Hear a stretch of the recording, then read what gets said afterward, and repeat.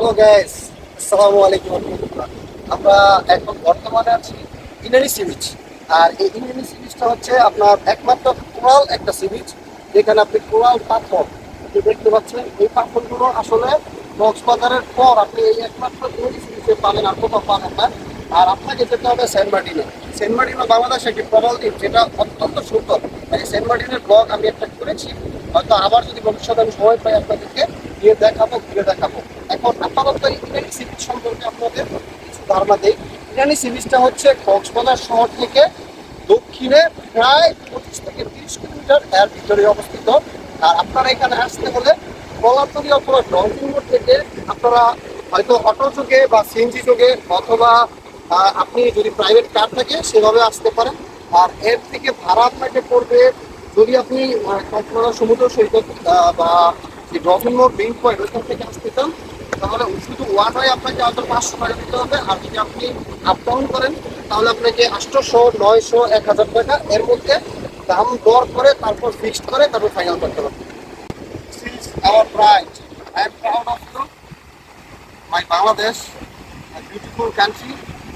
আর আমার এই বাংলাদেশে একমাত্র এক সমুদ্র সৈকত, যেটা পৃথিবীর সবচেয়ে দীর্ঘতম সমুদ্র সৈকত, যা হচ্ছে কক্সবাজার সমুদ্র সৈকত। এটা আসলে একটি শাখা সমুদ্র সৈকত। আর এটা আপনার ভারত মহাসাগরের সাথে সংযুক্ত। আর আমাদের এই বাংলাদেশের এই কক্সবাজার যে বঙ্গোপসাগর, এই সাগরটি পৃথিবীতে যে এত বড় একটি মানে বিচ, যেটা হচ্ছে যে সবচেয়ে বড় লংগেস্ট সি বিচ, যেটা সারা পৃথিবী জুড়ে বিখ্যাত, একমাত্র এই সি বিচ। পৃথিবীর সবচেয়ে বড় দীর্ঘতম সমুদ্র সৈকত হচ্ছে আমাদের এই বাংলাদেশের একমাত্র সি বিচ, যা এই কক্সবাজার সি বিচ। এটা দূরত্ব আসলে এক্স্যাক্টলি বলা যায় না, কিন্তু প্রায় একটা মাপ আছে, সেই মাপটা আমার জানা নেই।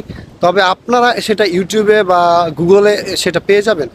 আর এই কক্সবাজার সৈকত এত সুন্দর, যা আপনারা নিজের চোখে না দেখলে কোনোভাবেই এটা বুঝতে পারবেন না, উপলব্ধি করতে পারবেন না। আর এজন্য আপনাদেরকে অবশ্যই অবশ্যই এই সমুদ্র সৈকতে আসতে হবে।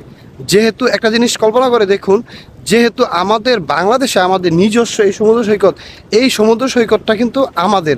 আর এই সমুদ্র সৈকতের মানে নিরাপদ রাখার বা পয় পরিষ্কার রাখার দায়িত্ব কিন্তু আমাদের। এই জিনিসটা যদি আমরা সুন্দর করে গুছিয়ে সাজিয়ে গুছিয়ে রাখতে পারি, এই জিনিসটা তো আমাদের আমাদের সম্পদ আর আমাদের ভালো লাগার একটা জিনিস। আর এই জিনিসটাকে আমরা নষ্ট হতে দিব না কখনোই।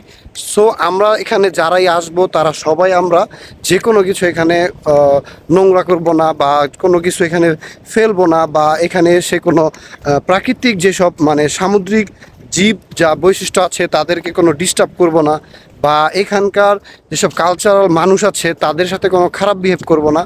তো এটাই আমার হচ্ছে আপনাদের, আমার ভিউয়ার্সদের কাছে এই একটাই চাওয়া, এই একটাই কাম্য।